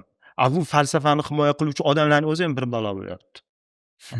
O'zbekistonda menga bitta faylasufni nomini keltiringlar. Hech bo'lmasa Sovet davrida bironta Sovet davrida faylasuf paydo bo'ldimi? Haqiqiy faylasuf, filosof deyotgan. Falsafiy fikrlovchi odamlar bo'lishi mumkin. Namoyandalari, kitoblari, ta'limotlari qani? Tushunyapsizmi? Yo'q bo'lgan joyda albatta shunaqa ziddiyatlar bo'lishi tabiiy. Lekin PhD'larimiz 10 mingdan ortiq. PhD'lar 10 mingdan ortiq. Yo'q, PhD boshqa narsa bu. Philosophy doktor. Bu hozir boshqa mavzuga kirmaymiz, bu boshqa narsa. Faylasuf degani emas, PhD oldi degani philosophy doktor an'ana, shunchaki an'ana. Lekin hech qaysi biri men faylasufman demaydi. PhD bor deydi, lekin faylasufman demaydi. Bu boshqa mavzu aslida. Bu farqi yo'q. O'zbekistondami, Arabdami PhD oldi degani, G'arbda ham filosof ekan demaydi unaqa. Shunchaki nom. Tushunarli. Falsafa nomi kirib qolgan. Lekin men sizga savol beraman. Menimcha eshituvchilarimiz uchun ham qiziq bo'ldi. Lekin shu savolga siz javob bermadingiz. Nimaga birlashish kerak xalq? Yo, birlashish kerak. Yaxshimi, to'g'rimi? Nimaga? Tushuntirib bering. Shu savol muallaq qolib ketdi-da, eshituvchilarimizga savol berib qolishi mumkin. Nimaga? Balkim to'g'ridir, birlashish kerak. Qaysidir ma'noda, qaysi ma'noda? Endi masalan Yapon jamiyatining rivojlanishini ko'rsatishadi bizga. Ular bitta g'oya ustida hammasi o'sha bombadan keyin birlashib yaxshi rivojlanish bosqichiga erishdi. Yani bu fikrni beradiganlarning ham nimasi o'zini himoya qiladigan taraf O'zbekiston ham shu yo'ldan borsa, bizning jamiyat ham shunaqa rivojlanadi. Ya'ni bitta ma'lum bir g'oya ustida birlashsa degan ma'noda. Aslida ko'rsatgan. to'g'ri, yaxshi javob. Chunki jamiyat, oila, kollektiv bir maqsadda birlashsa, muvaffaqiyatga erishish oson bo'ladi. O'zi erisha olmagan muvaffaqiyatga jamoaviy bo'lib birlashib harakat qilsa, ko'p kattaroq muvaffaqiyatga erishadi. Bu nuqtai nazarni men tushunaman, qabul qilaman. Lekin bu qandaydir bir soxta qadriyatlar asosida emas, organik inson uchun bir yaqin bo'lgan va shu bilan birga yolg'on bo'lmagan qadriyatlar asosida birlashilsa, qandaydir bir foyda keltiradi. Ya'ni yolg'on obrazlar yaratish asosida emas. Siz keltirgan misol. Bu zaiflikning belgisi. Birlashtirish oqibatida zaiflik emas, qandaydir bir yaxshi ma'noda kuchlilik bo'lish kerak. Va birlashganda ham o'ziga tanqidiy qarashda ham birlashish kerak-da. Faqat ijobiy narsada emas. Va shu bilan birga turfalikni ham inkor qilmaslik kerak.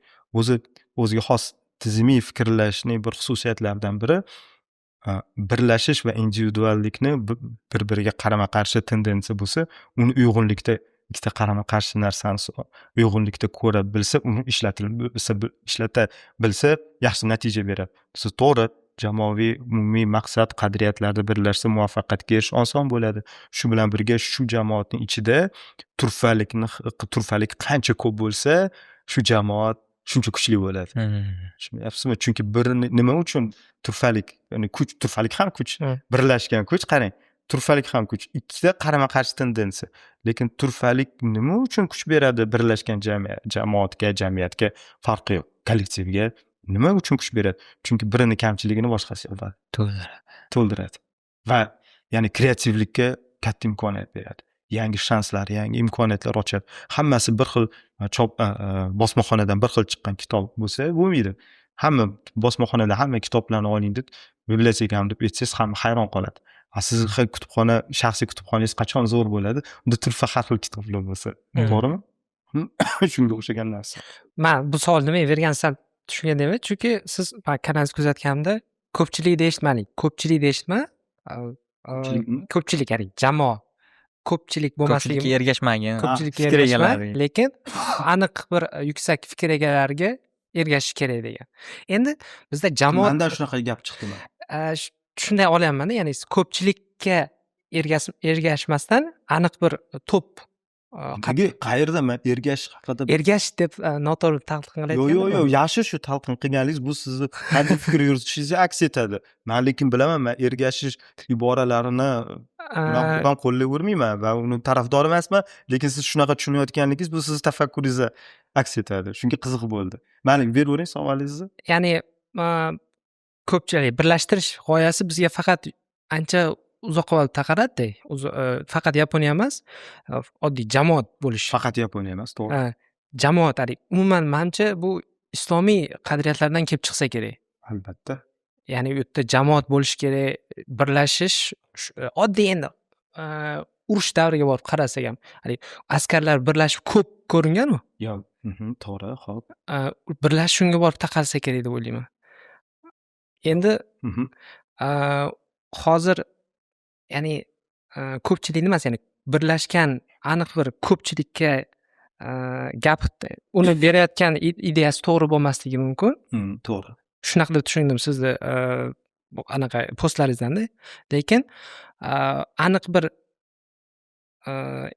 intellekt egalari bo'ladi-yu. Shular ziyoli qatlam. Shundan kelib savolingiz shundan kelib chiqqanmidi? Ya'ni birlashish kerakmidi deganingiz? Yo'q, umuman bu savol qo'yilganda bundan kelib chiqmagan.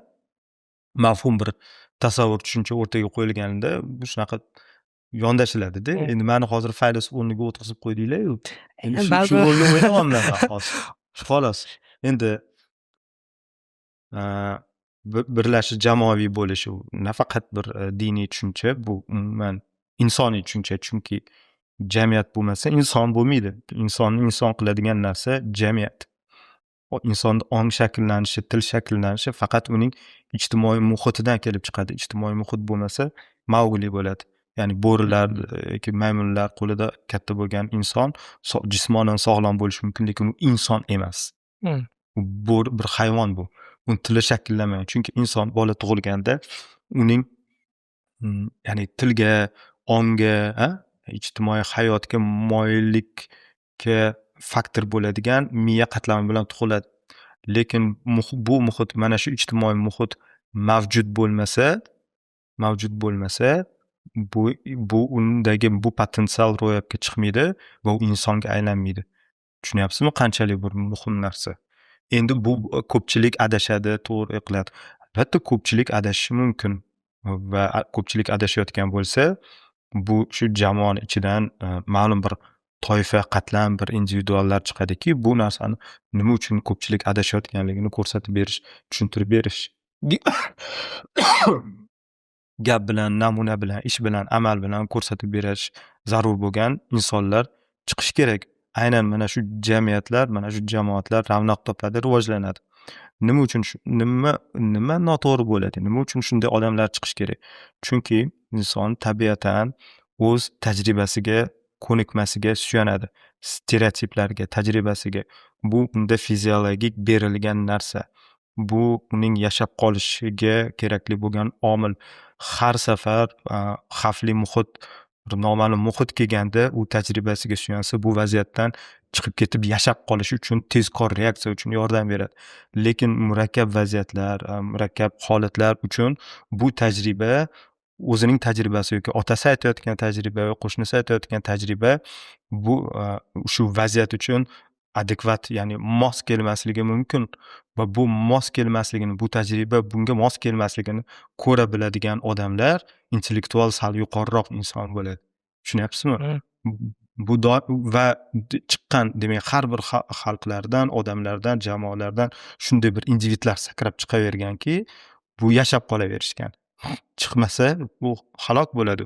Chunki vaziyat, muhit doimo murakkab noma'lumlik holatida bo'ladi.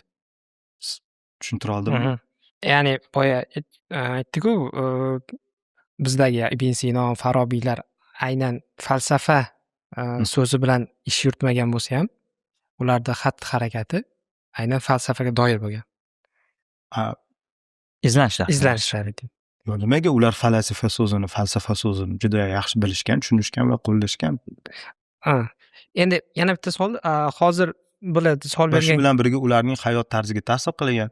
Ibn Sinoni oladigan bo'lsak, uni falsafiy qarashlari mavjud bo'lib, uning siyosiy qarashlariga ham ta'sir qilgan. Afsuski, Ibn Sinoning tibbiy ilmlari, boshqa bir aniq fanlar, tabiiy fanlarga bo'lgan qarashlari yaxshi o'rganilgan. Uning chuqur ilohiyotga oid bo'lgan falsafiy qarashlari o'rganilgan. Negadir uning siyosiy faoliyati yaxshi bir keltirib ko'rsatib berilmagan. U bosh vazir bo'lgan o'z vaqtida. Tabib bo'lib turib siyosatga ta'sir o'tkaza olgan podshohning tabibi bo'lib, u siyosiy faol inson bo'lgan va u haligi qochib ko'chib yurishi uni diniy ilohiy qarashlari uchun emas, aynan uning siyosiy pozitsiyasi ma'lum bir siyosiy qatlamga teskari kelib qolgan ba'zi bir faoliyatlari, qarorlari sabab bo'lgan. Bu juda qiziq narsa. Alisher Navoiyda ham shunaqa. Alisher Navoiy siyosatchi, davlat arbobi, bosh vazir. Mana shu mavzular qiziq, shularni men o'ylaymanki, balkim bu haqda kitoblar yozilgandir, qilgandir, lekin qiziq mavzu demoqchiman. Uzr, men siz gapingizni bo'lib qo'ydim, chunki ular shuncha falsafa yuritishgan dedingiz, lekin bu narsa ularning hayotiga ham ta'sir qilgan.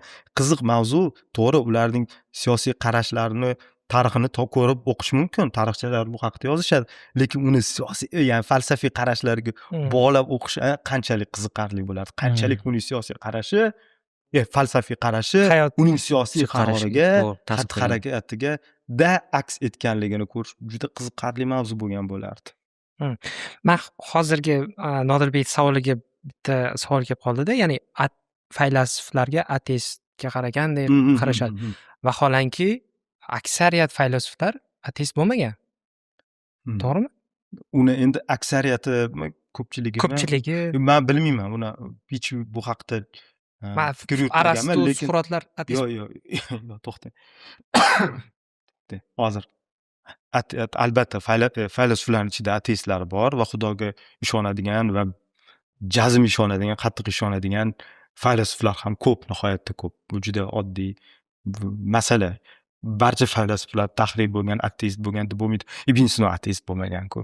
Hop, hech Ibn Sino aslida ateist bo'lgan, o'zining ateistligini yashirgan, undoq degan, hop, yashirgan bo'lsa butun boshli kitob yozmaydi-ku bu to'g'risida. Yashirgan bo'ladi, ilohiyotga oid kitobida yozibdi deb nima qiladi? Agar yashirmoqchi bo'lsa, bu haqda yozmaydi, bo'ldi. U o'zining boshqa kitoblarida bismillah deb yozib qo'yadi, o'zining falsafasini yozaveradi. Yo'q, aynan ilohiyotga oid, Xudoning mavjudligi va mana shu mavzuga oid yozgan. Endi Suqrot, Aristotellar keladigan bo'lsak, ular boshqa an'ana, diniy, butkul boshqa diniy an'ananing odamlari. Shuni tushunish kerak. Nimada-yu, doirada-yu ular. Diniy doirada, to'g'ri, lekin biz aniq ham bilmaymiz buni. Suqrot Xudoga ishonmagan bo'lishi mumkin degan qarashlar ham bor. Uni ayta olmayman, lekin Platonning keltirgan va uning shogirdi Ksenofonti kitobidan keltirganda Xudoga ishongan xudolarga, o'zlarining panteistik anaqalarga ishongandek ko'rish mumkin, lekin buni ham shubha ostiga oladiganlar bor. Va Aristotelni ham bilmaymiz, lekin ular ishongan, bilgan ilohiyot, xudolar degan narsa bizning tushunchamizdagi, ya'ni Ibrohimiya ta'limotidagi bo'lgan odamlarning tushunchasidan butkul farq qiladi. Butkul farq qiladi. Suqrot Xudo bilan qasam ichaman, Xudo bor degani bilan bu keyinchalik xristian yoki yahudiy yoki musulmon Xudo deganning o'rtasida juda ham katta jarlik bor. Ular hatto bu borliqning ichida deb biladi. Farqini tushuntirib berishim uchun, borliqning, mana shu koinot borliqning ichida. Ibrohimiya ta'limotidagi Xudo bu transcendent, bu borliqdan tashqari deb shu islomiy aqidaviy kitoblarda qayta gapiriladi. Bu narsa bu xristian va yahudiy kitoblarda ham bor bu narsa. Bu radikal farq va bu yunonlar hech qachon tushunmaydi ular borliqdan tashqari transcendental, ular xayoliga sig'dira olmagan bo'ladi va tushunmagan, qabul qilmagan. Faqat shu Bibliya orqali, shu Injil orqali keyin xalqlar bu narsani qabul qilishgan.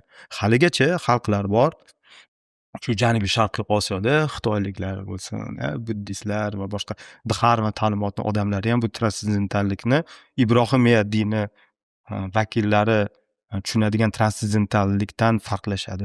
Ular sig'dirolmaydi, qiyin ularga shu narsani tushunib yetish. Lekin o'zgarishi mumkin, tushunishi mumkin.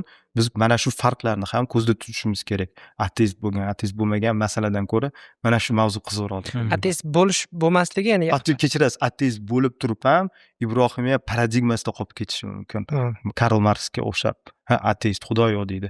Lekin uning paradigmasi, uning modusi, harakati, motivlari ya'ni shu Bibliyadan kelib chiqqanligini sezish mumkin. Ya'ni insoniyatni qutqarish, insonni asosiy markazga qo'yish, ya'ni bu tabiatning ustiga podshoh deb belgilash, uni o'zgartirish kerak, adolat masalasi. Chunki adolat va boshqa masalalarda u o'zi ateist bo'lgani bilan u mana shu madaniyatning ta'sirida, ya'ni dinning, ya'ni Ibrohimiya, xristian va yahudiya dinining ta'sirida qolganligini ko'rish mumkin. Tushunyapsiz-a, qanchalik bu chuqur narsa. Uni ateist emas deyishdan ya'ni bu savolim, ya'ni masala bu. Ya'ni savolim faqat shu, ularda ya'ni ya'ni belief bo'lgan yo bo'lmaganlik, e'tiqod masalasi bo'yicha edi. Ya'ni ularda albatta farqi bor, juda katta farqi bor. Lekin aksariyatda o'sha e'tiqodiy bo'lgan, ya'ni ishonch dinga nisbatan. Balkim shunaqadir, bo'lishi mumkin.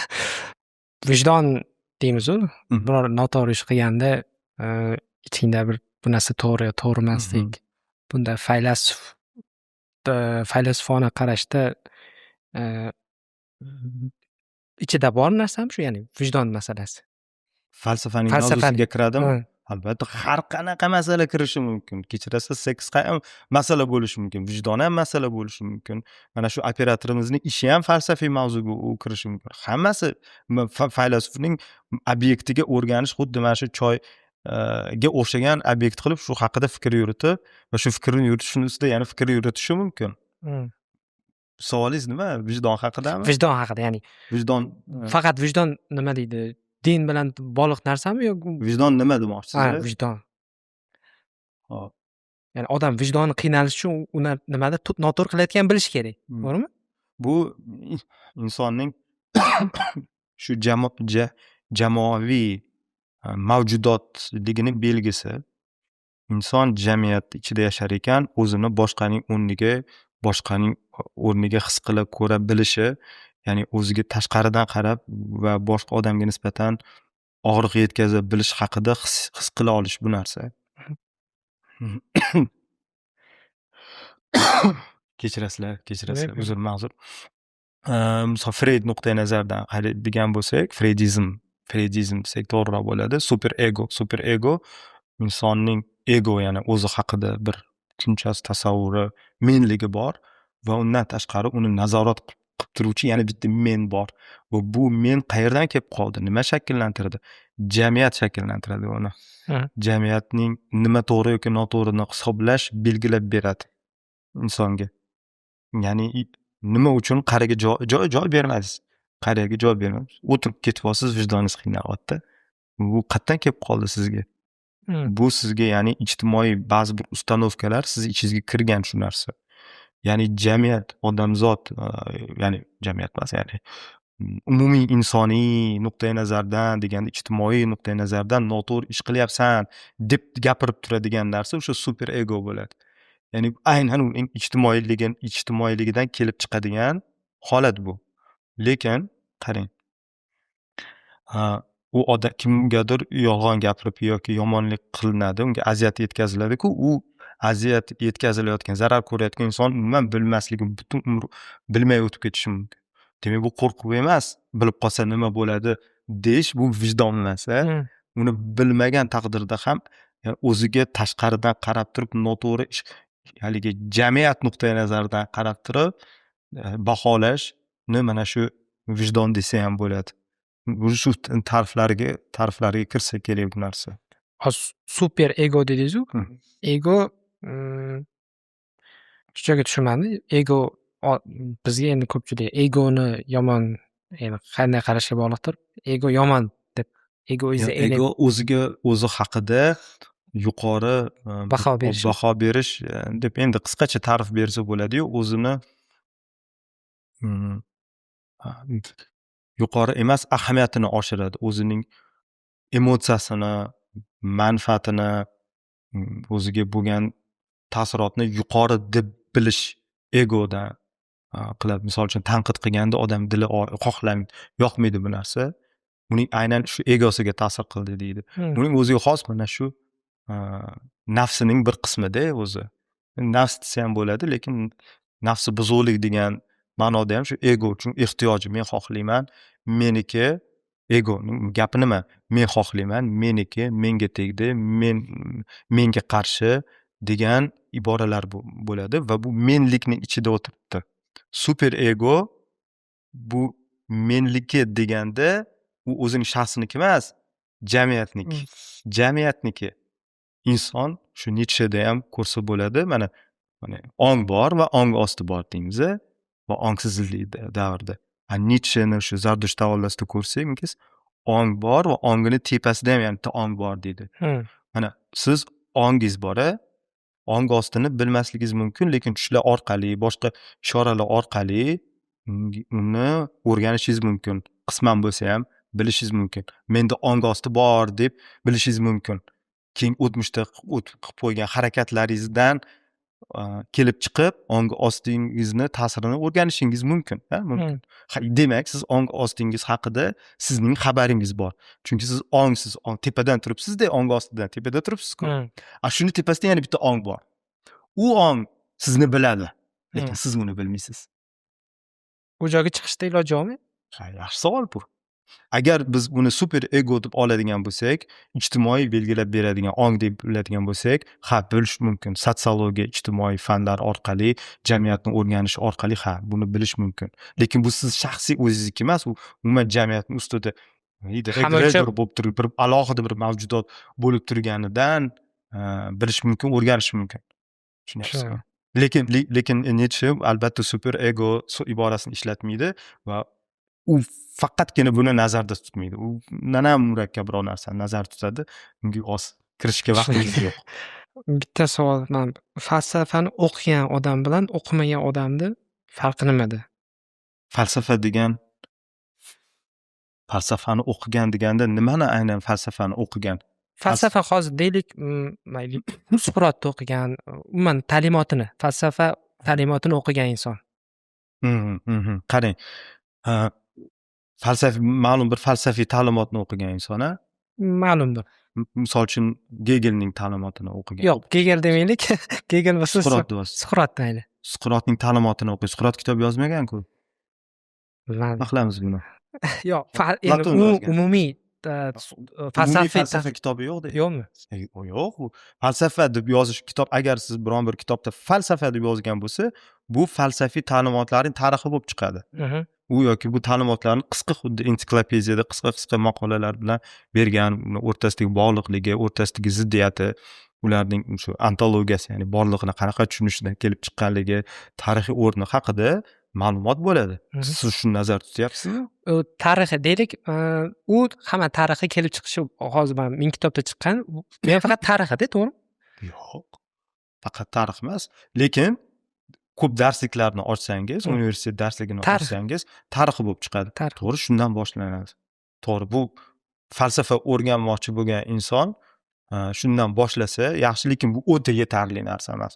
Kamida 3-4 ta falsafiy yozilgan maqolani yoki kitobni o'qish kerak. O'qish deganda tushunib, ichiga botib, tushunib, shartlarini, motivlarini, nima bilan bog'liqligini tushunib o'qish kerak. O'zi tushuna olmasa, kimdir tushuntirib berganligini, sharhlab berganligi bilan o'tirib o'qish kerak maqolalarni. Shuning uchun ham o'zim podkastimda e'tibor bersangiz, o'sha Kreygning kitobi bo'yicha ketyapti-yu, lekin o'sha kitob bilan bog'liq bo'lgan maqolani ustida yum bo'lsin, Platonning kitob bo'lsin yoki shu Hind Menindani shu bilan bog'liq bo'lgan kitoblar bo'lsin, ya'ni asl matnni ustida ishlash bilan bo'ladi. Falsafani shunaqa o'rganish mumkin. Hamma matnlarni o'qib yetishga umri yetmaydi, lekin qaysidir bo'lsa ham qancha imkon darajada shularni o'qish kerak. O'qiganda chuqur o'qib, sharhi bilan o'qib, oddiy matnlar emas. Shu maqsadim ham shunaqa bo'lgan edi o'zi. Shu YouTube'da matnni qo'yib, birgalikda tarjimasini o'qib, sharhlab, men o'qigan, tanishgan sharhlar bilan tanishtirib borish. Bu mana shu falsafani o'qish desa shunaqa bo'ladi, chunki faylasuflar shunaqa o'qishadi o'zligi.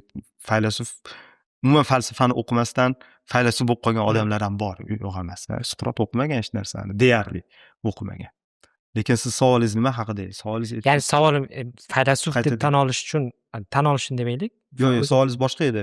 Uni o'qigan bilan o'qimagan odam Farqi bor endi. farqi nima deb so'raysiz? Farqi nimada? Endi uni faylasuf deb ta'limot deydik. Ta'limotini olish uchun tarixini o'qish kerak dedik. Ta'limot ya'ni qaysidir u tanlaydi, to'g'rimi? Ta'limoti bor, Gegel ta'limoti bor. Ha? Bittasini umumiy tasavvur uchun, dunyoqarash uchun bu ta'limotlarning tarixi bilan qisman bo'lsa ham, yuzaki bo'lsa ham tanishib chiqishdan foydali narsa. Lekin men u tanishib chiqib, men ularning falsafiy ta'limotini bilishlikka da'vo qilmaslik kerak. Ularning kitobini yoki shogirdlari sharhlab bergan kitobini o'qimaguncha. Tushunyapsiz? Falsafiy ta'limot tarixini ko'z oldiga keltirib bir qandaydir umumiy tasavvurga ega bo'lish boshqa, falsafiy matnni o'qib, tushunib, ustida ishlab chiqish boshqa narsa. Ishlab chiqish bu ancha chuqur tushunchani beradi. tushunarli. Endi hozirgi va kelajakdagi trendlar haqida bitta savolim bor edi. Biza hozirgi sharq o'sha falsafasidan ham uzoqlashib ketgandek tuyulamiz menga. Hozirgilar faqat nima bunaqa Andrew Tate stoitsizm bo'ladi-yu. Stoitsizm, Jordan Peterson mana shunaqa narsalarni o'qiyapti-da. Xo'p. Qanchalik xavfli? Xavfli, to'xtang. Oldin Tate stoitsizm deysizmi? Tate o'zi stoitsizmda bloger u.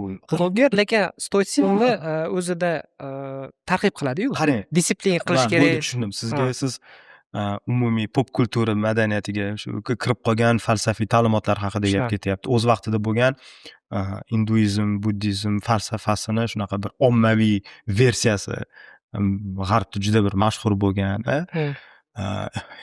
shu buddizmni, hattoki sufiylikni g'arbda bir Idris Shoh orqali meditatsiya qilib. Meditatsiya mana shu mavzular o'z vaqtida moda bo'lgan va shu bilan birga yana endi hozir stoitsizm moda bo'lyapti. Ya'ni zamonaviylashgan, iste'molchibob qilingan falsafa, go'yoki qo'sh tirnoq ichida falsafiy kontent. Siz kontent haqida gapiryapsiz. Ya'ni stoitsizmni chuqur o'rganmasdan undagi shaxsning rivojlanishi yoki ma'lum bir dunyo qarashni shakllantirish uchun shakllantirishiga ta'sir qiladigan qandaydir kontent haqida gapiradigan bo'lsak, bu boshqa masala. Bu albatta bu u yoki bu ta'limotni stoiklik haqida gapiradigan bo'lsak, stoiklik ta'limotini ba'zi bir unsurlarini yetkazishlari mumkin. Tate nima, Peterson nima o'qib eshitib stoiklikni bildim deb bo'lmaydi. Misol uchun Jordan Peterson, to'g'rimi? Jordan Petersonni o'qib, men Karl Gustav Jungni tushundim, o'qidim deyishga da'vo qilib bo'lmaydi bu narsa. Bu ommabop shunaqa bir kontent. Endi qarang, nimaga ommabop? Nimaga men bor uzr. Nima uchun ommaga shuncha yaxshi ketyapti? Chunki ehtiyoj bor. Tushunyapsizmi? Ehtiyoj bor. Xuddi Nietzschening gapi. Bu qadriyatlar o'ldi, yangi qadriyat kerak, topa olmayapti. Bo'ldi, liberalizm nima deyapti? Sen ozod insonsan.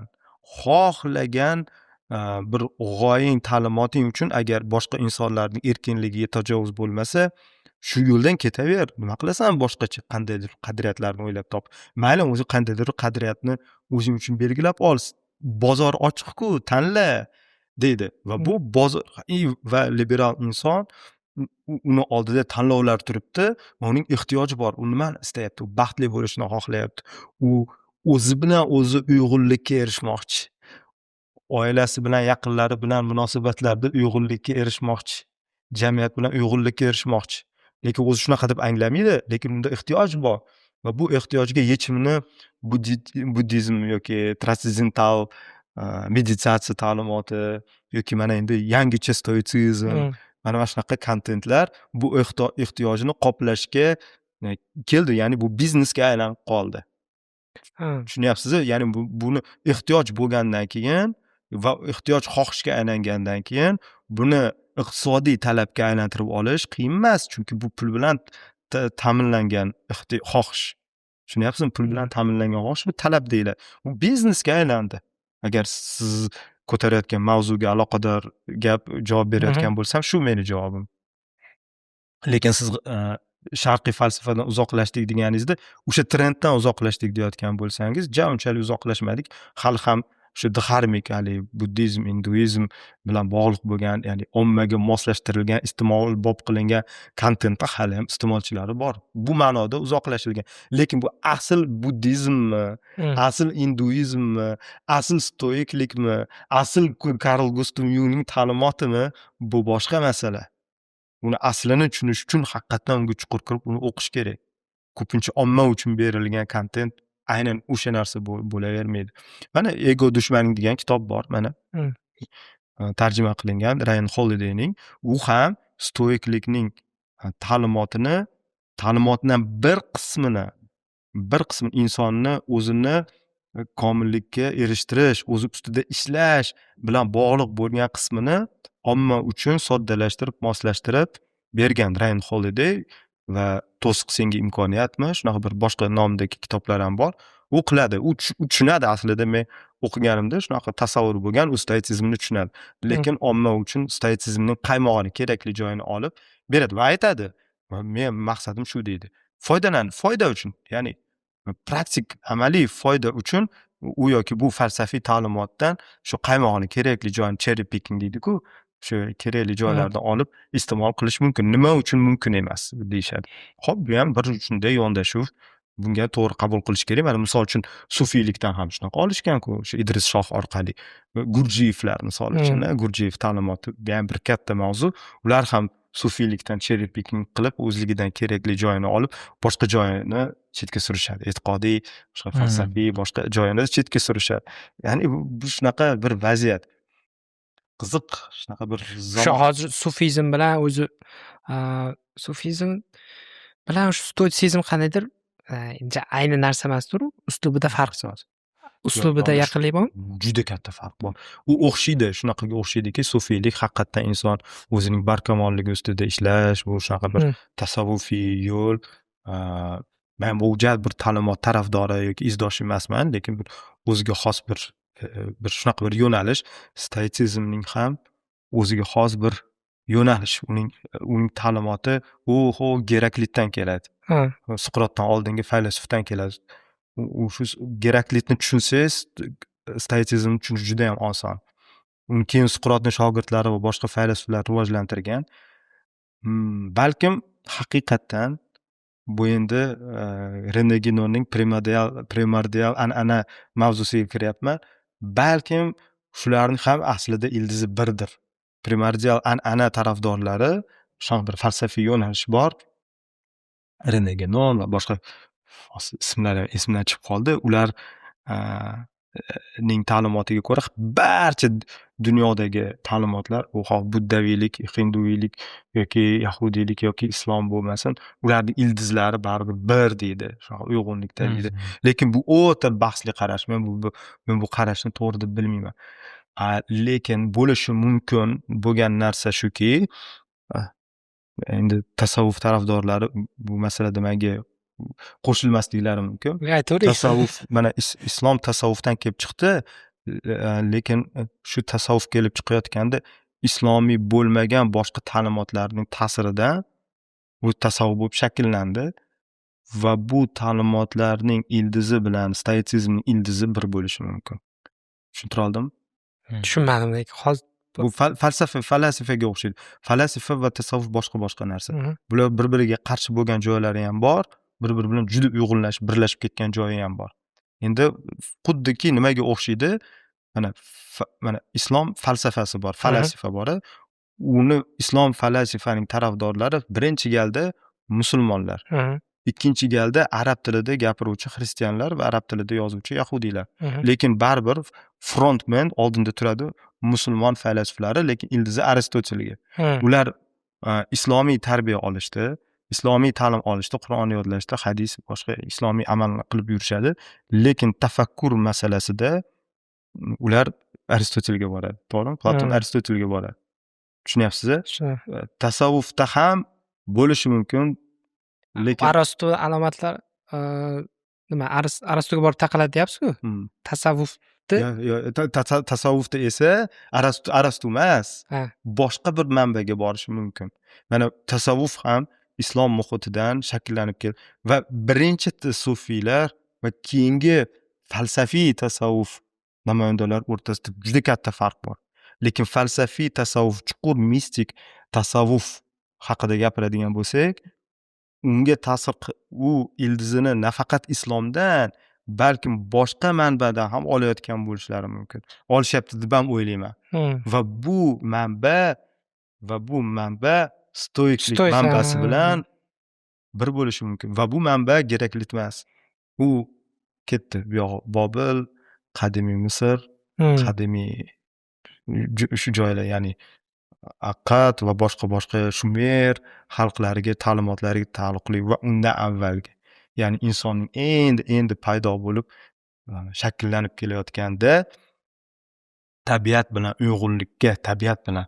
uyg'unlikka erishayotgan insonlarga borishi mumkin ildizi. Bu islom bo'lsin, xristianlik bo'lsin, yahudiylik dini bo'lsin, ular ilohiy kitoblarga suyanadi, ilohiy kitoblar va payg'ambarlarga. Bu esa transsendental manbadan keladi. Bu borliqdan tashqari bo'lgan manbadan keladi. Borliqdan. Men aytayotgan sufiylik va stoitsizm manbalari bu borliqning ichida. Borliqdan bir joyga borib taqaladi. Boshinglarni rosa qotir. Yo'q, lekin hozir gapingizni tushundim men. Endi tushundim. Hozir men keyin anaqani falsafani o'qitish masalasi bo'yicha O'zbekistonda men shu paytgacha falsafa bilganim universitetda bir semestr falsafa fani qo'yilganda. Unda qanaqa bo'lgan? Biza sharq madaniyatida katta bo'ldik, g'arb texnologiyasida yashayapmiz.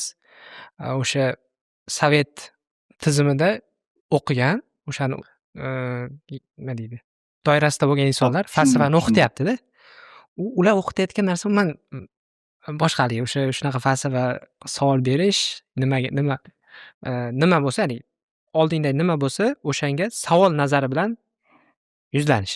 Menga bitta narsani savolga javob bering. Sharq deganda nimani nazarda tutasiz? Sharq deganda Sharqdagi faylasuf namoyandalar bo'ladi-ku. Kim masalan? Ibn Sino, Farabiy, Bular Sharq deb bilasizmi? Konfutsiy misol. Konfutsiy. To'xtang. Ibn Sino va u juda bir yaxshi gap, juda qiziq mavzu ochdingiz. Ibn Sino va Konfutsiy bitta shu Sharq falsafa namoyandalari deb hisoblanadi. Sharq haqida o'rganasiz. Geografik nuqtai nazardan olyapsiz-da, Sharq deyapsiz. Lekin ular o'rtasidagi jarlikchi. Ular o'rtasidagi ozmasiga tushuntiraman, nima nazarda tutyapman. Konfutsiy uchun Ibn Sino g'arb. Shunaqangi g'arbki, g'arbdan narisi yo'q. Tushunyapsiz-a? Ya'ni endi hech qachon bir-birini bilmagan, lekin tushunayotgandirsiz. Aslida biz o'zimiz Sharq deganda endi ajratish noto'g'ri, aslida bu xato deydigan fikrlar ham bor. Hozir chuqurlashmayman bu narsaga. Aslida biz g'arb paradigmasida biz Sharq emas. Arastu bo'lgani uchunmi? Yo'q. Nafaqat to'g'ri, bu ham bor. Bu ham bor. Va ikkinchi manba bor.